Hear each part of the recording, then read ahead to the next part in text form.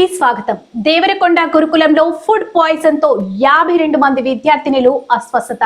Mudugonda ST బాలికల పాఠశాలలో హాస్టల్లో సోమవారం ఫుడ్ పాయిజన్. ఆదివారం మధ్యాహ్నం వండిన క్యాబేజీ కూరను రాత్రి చికెన్ కూరతో కలిపి వడ్డించినట్లు విద్యార్థినులు ఆవేదన. సాయంత్రం ఇచ్చిన స్నాక్స్ లో బొబ్బర్లు ఉడికించకుండా వేయించి పెట్టారని, దీంతో రాత్రి కొంతమందికి కడుపు నొప్పి వచ్చినా అలానే పడుకున్నామని తెలిపిన విద్యార్థినులు ఉదయం ఉడకని పులిహోర తినడంతో విద్యార్థినులకు కడుపు నొప్పి, వాంతులు, విరేచనాలు అయ్యాయని తెలిపిన డాక్టర్లు.